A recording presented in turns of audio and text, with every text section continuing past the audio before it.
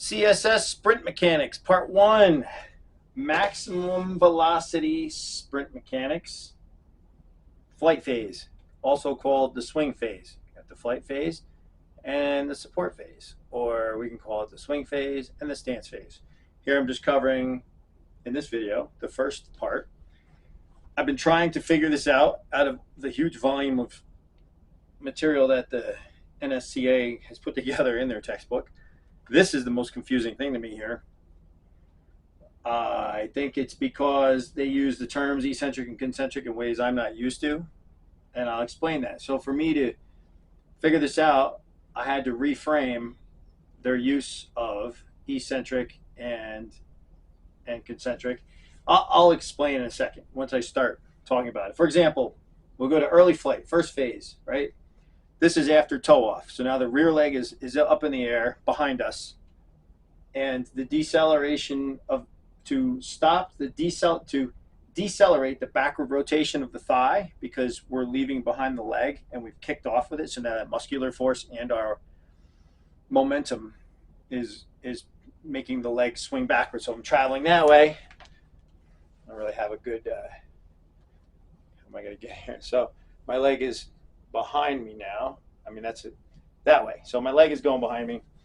Terrible example. I don't have a wide enough zoom, and I'm not going to spend the time to do that. So just imagine your trailing leg is behind you, and you have to control that mass, right? So what are your muscles doing? In eccentric hip flexion. So this is the part that confused me.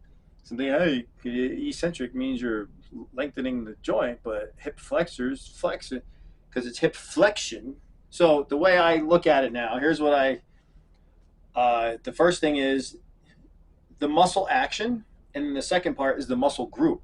So it's not hip flexion, even though it says hip flexion in the book. For me to understand this, I had to think that it's an eccentric action on the hip flexors, which makes way more sense, because if the leg is swinging backwards, I have to break that action.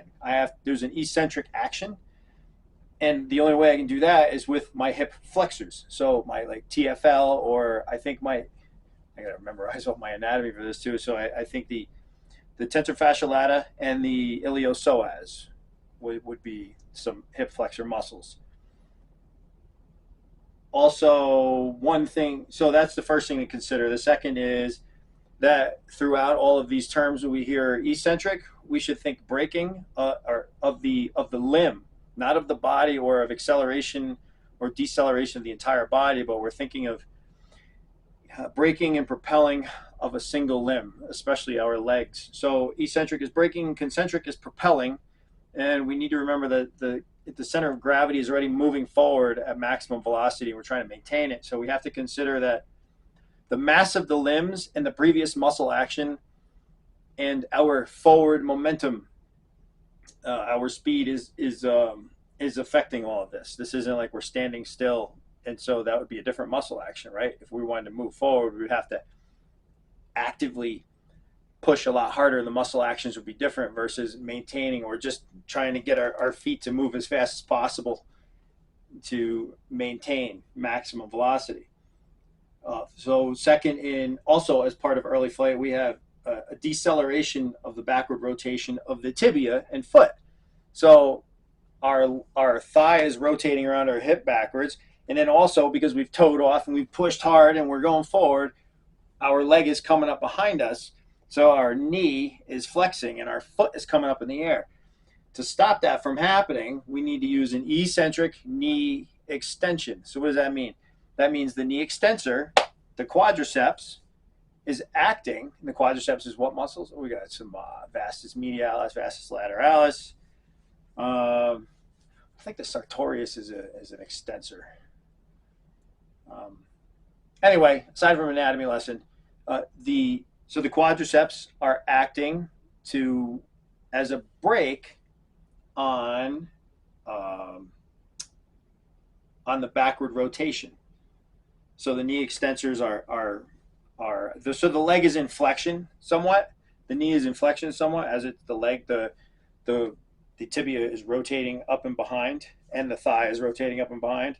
So we break that with these anterior muscles, the hip flexors and the knee extensors. So there's an eccentric, a braking action. It's not an eccentric contraction, it's an eccentric action. There are three muscle actions. You're going to find the lens there.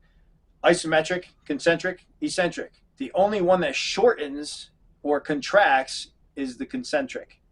The rest of them, but they're all muscle actions. So it's an eccentric muscle action. Next is mid-flight. So now we're moving the leg, the knee is coming forward. It's crossing the other leg under us. So I don't know, maybe I can. So this way, now the leg is coming forward. So it's coming from here forward, and what's going on? You've got concentric hip flexion. So now we can think about this normally. The hip flexor is flexing.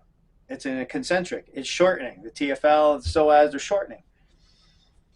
What else is happening? We've got eccentric knee extension from early flight phase, and now we're going to an eccentric knee flexion. So what's that mean? The knee flexor is now breaking an extension motion because now it's been shooting forward. Our leg is shooting forward with our mass, right? Because the other leg is pushing off. At the same time that this leg is doing one phase, the other leg is doing another. And that is, so this leg is going from eccentric knee extension to eccentric knee flexion, which means it's in extension.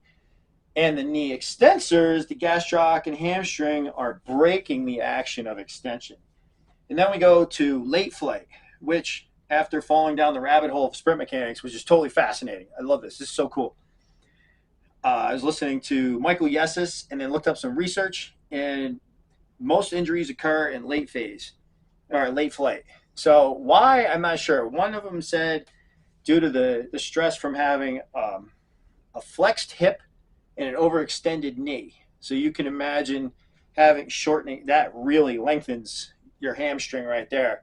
If you put your leg up and then lean forward into it, your hamstring is super stretched out, and then you're trying to fire that to bring it back down to the ground. So I think they didn't say it was from ground contact because it's in late flight. So it's not from ground contact.